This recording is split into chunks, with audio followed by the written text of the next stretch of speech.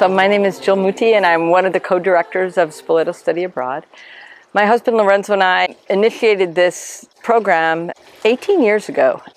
At the time, I was directing a fine arts program in North Carolina, and I was always very interested in the synthesis of what was happening for our students whenever we traveled.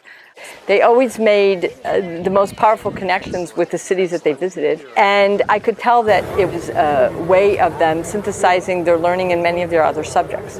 We had two strands of the program originally. One was to affect professional development for faculty in the United States, and the other was to start a student program for arts and humanities in the summer. So being able to send groups of teachers over here, 2 or 3 at a time each year, so that they could experience Spoleto and the region and Rome under the guidance of people like Lorenzo was invaluable. So the experiences that our teachers had here translated very directly changes in their teaching and changes in our classrooms back in Indiana. I saw it as an invitation. I didn't realize till after I was here what a gift it would be. But what was really fascinating was at night we would talk about what we cared about most and how this place could transform really how we thought about our teaching. And the conversations are rich. They are challenging.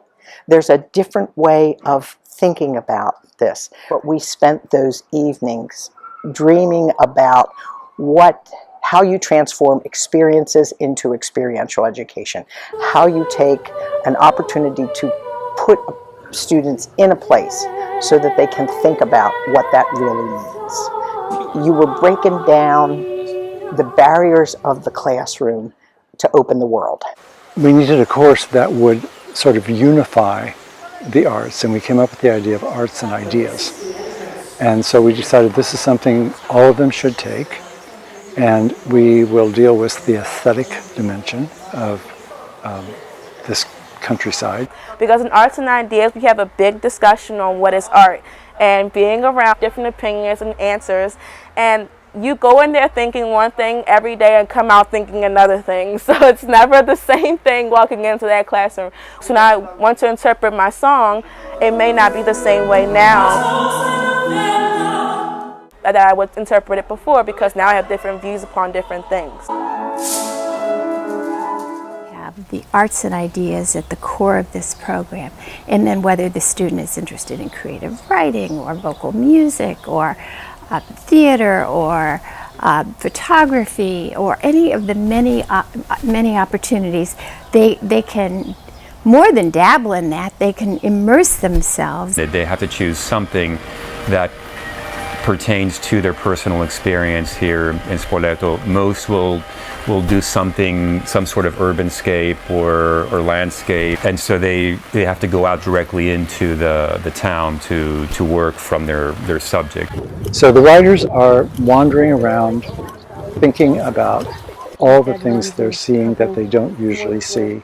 For example, here are all these tired little sunflowers with their heads drooping, and if you look on the ground, you see this elegant little blossom with enormous dignity.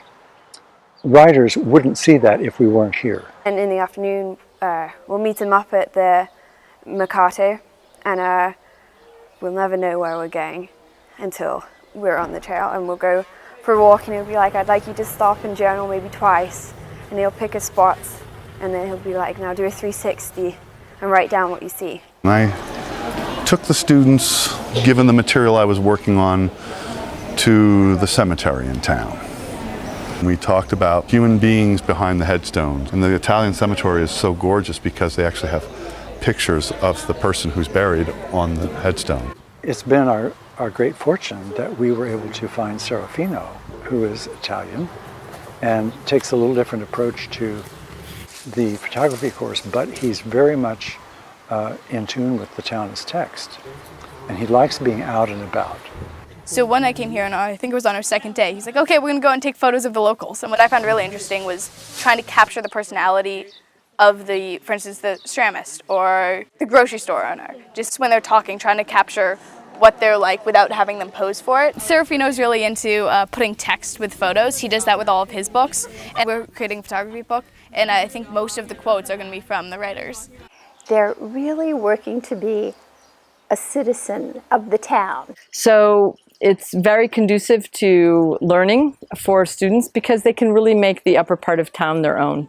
And for secondary students to have that kind of freedom of exploration in a community that's not native to their own environs is really very, very special. I see these magical things happen with students where when they're really open to the place, they go home themselves plus some. And what comes out is a voice that sometimes surprises them, you know, that they didn't know I felt that way as much as I did, but I got it in words, and I'm very proud of it.